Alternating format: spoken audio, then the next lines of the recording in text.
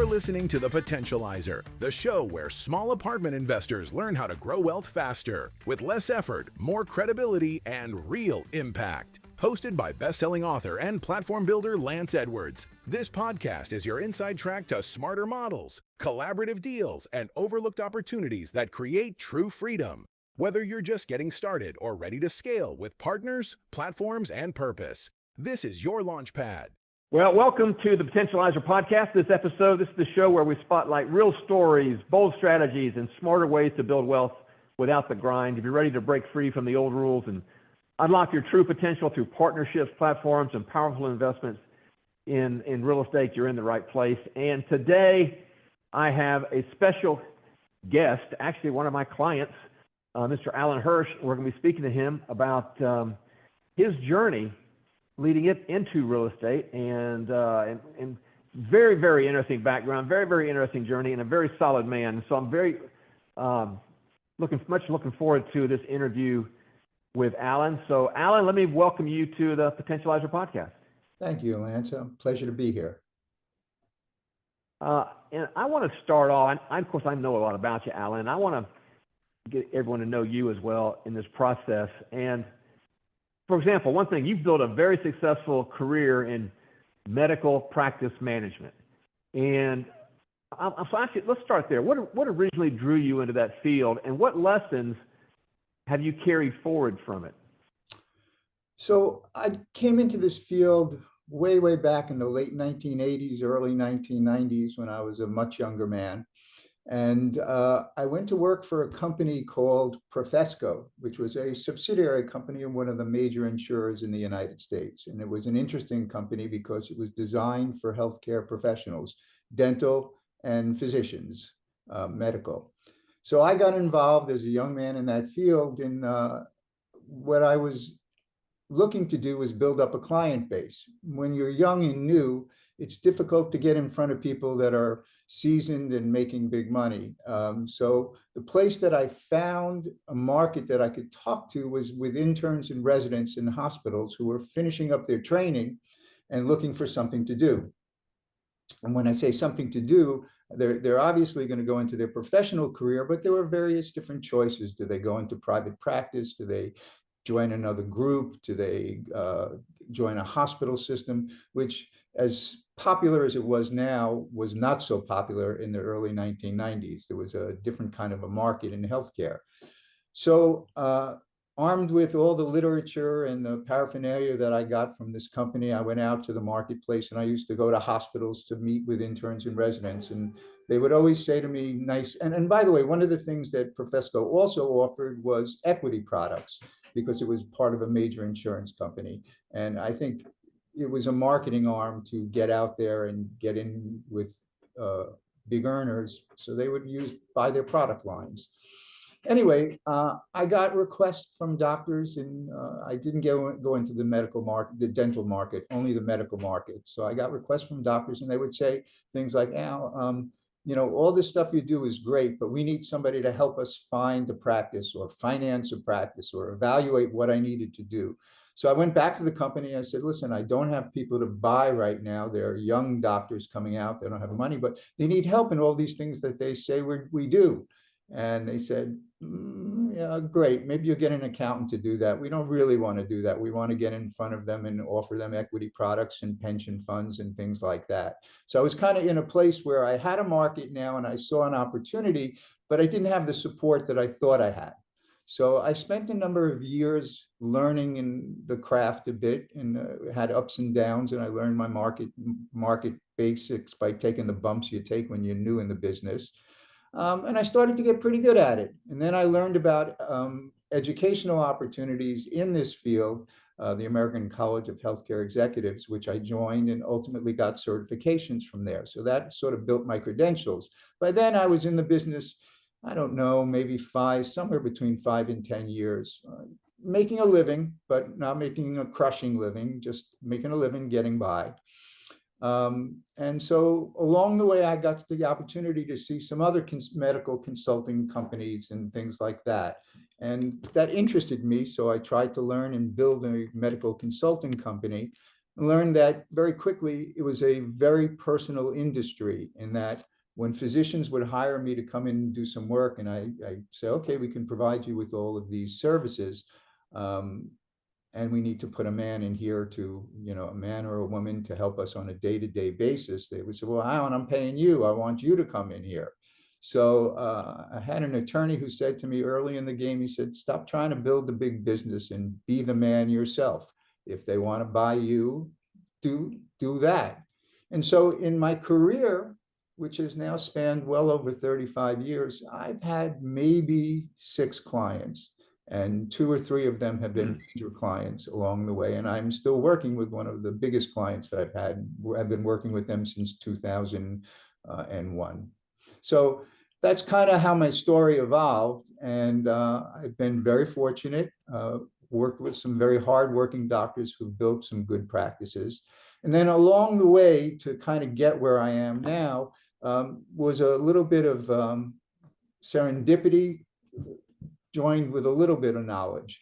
And that's when healthcare started to get crazy and the HMOs started coming around in the early 1990s. Now it's a function in the marketplace. People don't blink an eyelash at it. But in those days, it was, what is this stuff? And physicians were opting in and out. I was working with a group of doctors that were in a demographic market that was very positive for them. And it was Staten Island, New York, which was a very high level of blue collar workers, policemen, firemen, and people, and all of their insurances were changing. So evolving, I learned how to manage that part with physicians well. And so the clients I've worked with have done better percent-wise than their colleagues for the years we've worked together. And having had long-term relationships, that's been a function of it.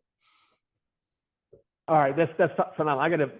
Let me unwrap some of that. But basically what I heard, and I think this is a phenomenal part about you, Alan, back in your early career, what you were trying to represent or to sell was not what the doctors you were speaking to wanted. They needed help with other services, which the company you worked for didn't provide that service. They wanted to go sell them this. And so you basically, being, I say, the entrepreneur, saw the opportunity. Well, they're asking for this. I can deliver that. And that's what led you into what's now been your, over 30-year business. Is that a correct summary? That is absolutely correct. Spot on. That's perfect. I love that. So you got the entrepreneurial niche. All right. So, I know this from you, that one of your guiding quotes is Teddy Roosevelt's quote, "Man in the arena." So we wouldn't mind kind of unpacking that. What does that mean to you personally, and how does it influence how you show up in business today? Well, I think it's really a function of recognizing that a lot of people say, I want to do, I'm going to be part of it. But it's the guy that actually does it, that works like a grunt at times, sweats, tries hard, fails again. People tell him he's out of his mind. He should do something else. Here's a better way. It's like the guy who's going to tell you everything to do with a woman, but he doesn't have a girlfriend. So, there's people out there telling you what to do. But unless you're out there doing it yourself and taking the failure and doing the grinding time, I think it's hard to make an individual entrepreneurial business flourish unless you have some good mentors. And I have had a lot of great mentors. Some of them are in print and some of them are in person. But in the end, it's the guy that's willing to take it on the chin that I think deserves the credit and the win. Well, I imagine over 30 years, you've got all the experience to back up. I'm pretty confident you do, correct? Yeah, well, we've had some successes, and that's been good. And most of the time, not most of the time, all the time, when I was able to function with my clients and keep their interests in my best interest, it always worked out that way. There was a loyalty factor, and there still remains that. I'm pretty happy when I know that I could put a bunch of people in the room that still know me and are working with me after 25, 30 years. Oh, that's outstanding. That's outstanding. All right, so let's transition. We talked a little bit about your background, what you've been doing for the last 35 years, kind of what drove you into this area of medical practice management. Let's talk about real estate. And I want you to share this story because I think this is very interesting. A lot of people can relate to this. Tell us about your very first spark of interest in real estate. And I understand it was a Carlton Sheets infomercial may have played a role in this sometime back. It played a role in it. It was the role in it. The Carlton Sheets late night television commercial, along with Tony Robbins, the kind of guys that I would know. These are guys that were grinding it out. And Carlton Sheets was, I think, no money down. That was his course and how to do that. And I certainly bought it with the cassettes and all of those things. But that's part of being the man in the arena. That's part of the failure stuff. But it was there. The spark was there. All right. And for those of you, some of you are listening, who's Carlton Sheets? Well, Carlton Sheets was years ago. He would run these infomercials constantly on the real estate system, and but it was the real deal. It was the real deal system. So I thought, for those of you that have been around, like me and Alan, you've got to remember some of those Carlton Sheets infomercials from years ago. All right, so got your interest there, got you started. Now, you've done some flips and you've owned some small multifamily properties. So what did those early experiences teach you about resilience and adapting to market conditions? Especially, I know some of those you had to carry through COVID. What did you learn through that process? Yeah, well, first of all, just to give the last kudos to Carlton Sheets, certainly the one thing he did instill in me was this thing about passive income and wanting to build passive income and trying to find some way to do that. That has never, that light has never gone out in me, even though I was out there working and I would try and it did fail and I think about doing it again. But yes, I did get into the real estate market again, just a little before COVID, and did some work up here in New Jersey where I was living exclusively at that time. I did a fix and flip on a property that I think we did okay with, but it was nowhere near the performers. There were cost overruns and some issues with contractors, but in the end, we came out unscathed. We didn't see the profit that we thought we would. But also simultaneously in that period, I was working and going to a real estate group where they were doing a lot of work in Newark, New Jersey, and they were doing Section 8 housing and some properties like that. So I did a couple of Section 8 passive income housing items. They weren't fully Section 8, so when we ran into COVID, we ran into the problem of people didn't have to pay their bills in Newark during that period, and that was kind of tough. The buildings were built on cash flow, but also we were able to sell those properties and make a handsome turnover on our purchase price. So we got back some of the losses that we felt along the way. But it was certainly my experience in being the landlord that has really cemented my affections for the program you offer. I don't want to be the landlord anymore. As part of that man of the arena experience, I would say, oh yeah, Alan, you went to the landlord route. Yeah, take it on the chin. All right, so you mentioned passive income and equity through apartments. So what is it that has prompted you now to get involved with this asset class currently? So I've reached the time in my life and in my professional work that I take a look and I see what I've done and what I've wanted to do. And I think that this is, along with maybe one or two personal items, this is something that I really wanted to put the energy into. And that's why I got very excited when I saw the program that you offered, because it sort of fit my model in terms of wanting to build a business, but not being the guy that's going to be the landlord, not being stuck in that aspect. And actually, if put the efforts into it, the opportunity to build it really to a nice size of a business. And one of the things I learned in healthcare is it's nice to succeed and be on the high side of the game. And that's really what I'm after. All right, very good. Excellent, excellent. All right, so let's let people get to know you a little bit more. So if a broker or a seller is meeting you for the first time, or even a prospective private investor in one of your projects, what do you want to make sure they know about your character and the way you do business? What do you want them to walk away with about their impressions about Alan Hirsch? I think it's all transparency. It's a function of doing your homework so that you put the options together in an intelligent way, and you're looking at something that has some feasibility to it. It's not a pie in the sky kind of a situation, and how you're going to go about doing the business and what you're going to be able to do. And you got to kind of be busy, not only busy, but also very honest about it, and put out there what it takes, what your thought process would be to make the project work, what you can put into it, and what they can expect of you. Are you the kind of person that's going to show up the way you need to show up at all times? And that's something that I am pretty proud of. When the waters get a little choppy, I show up, and we figure out a way to do something. I would suggest that's more of that man in the arena background and quote you're referring to, that you show up. Yeah, you vote with your feet. Yeah, that's good. That's good. And I've also heard you say a number of times, even with your dealings with your medical clients, the physicians, it's always being aligned interests. I guess I would put it that way. You've always tried to align the interests with them, and if you had tough times, let's figure this out together. Is that what I'm hearing carry over into here with the real estate business as well? Well, I would think so. Look, physicians are tough guys to manage. You can't manage physicians. In fact, one of the books that I read early in my career in practice management was trying to manage doctors is like trying to herd cats.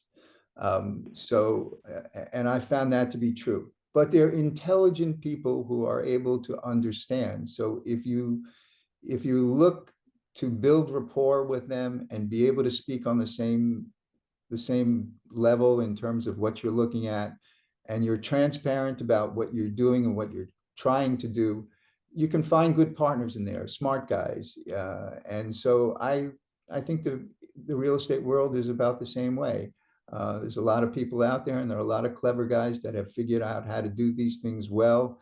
There are landlords with properties that they've managed for years, and maybe they're looking to step out of that later in the game. And I'd like to be one of those guys that they'd be interested in selling to or talking to at that time. Excellent, excellent. Now, one of the things I know was important to you, you've shared with me, is being able to help your family. You've been obviously very successful in your career, and you mentioned to me about wanting to relieve some financial stress for some of your family members. How, if you don't mind sharing, how does that legacy or approach to a legacy affect your approach to real estate investing, particularly in apartments? Well, I mean, the ability to leave for the future generations something. I was very fortunate. I was in a relationship and a marriage in the early 2000s, and we adopted two girls from Russia. And they adopted them. They were just 7, turning 8 years old. So they were in the orphanage system in Russia, and they've been here now since 2004. So they're amazing, and they're fully acclimated to America and English, and so they're great. They've gone to college, but you sort of have a feeling in your heart that you want to leave somebody not just something to remember you by, but something that's meaningful. And that would look to me to be some real estate ventures that I hopefully could build along the way as I'm doing this, both for myself and for my family. And so that's my real motivation at that level. And I also know that one of your motivations and passions is being able to help children with Down syndrome. And we've had some conversations around this. How does real estate help give you maybe a platform to make that kind of impact? What is your vision there? Well, I'm really hoping that it's going to give me the freedom. And that's the thing that I need most, because one of the things that I feel strongly about is I don't want to just put my toe in the water. When I start to do that, I want to be able to commit a reasonable amount of time and be consistent, because I believe that's how you establish the rapport with people who have different ailments or issues in their lives. So I don't want to just come once a month. I'd like to be able to come maybe a couple of times a week and spend time with people. So in order to do that, freedom becomes critical. And I don't own it right now the way I'd like to. And so I'm hoping real estate with some efforts will start to provide me with that. And I have reason to believe that's true. So time freedom, which is always, I think, always at the top of the list of what I'm hearing you. Time freedom to do these things. Absolutely. All right. And so you spoke about, you said you don't want to just want to dip your toe in the water. You want to be able to do this in a meaningful way. So if you could paint me a picture, if those folks that are going to be listening here, 3 years from now, if you could look back 3 years from now and look back, what would have to have happened both professionally and personally for you to deem this had been a successful 3 years for you?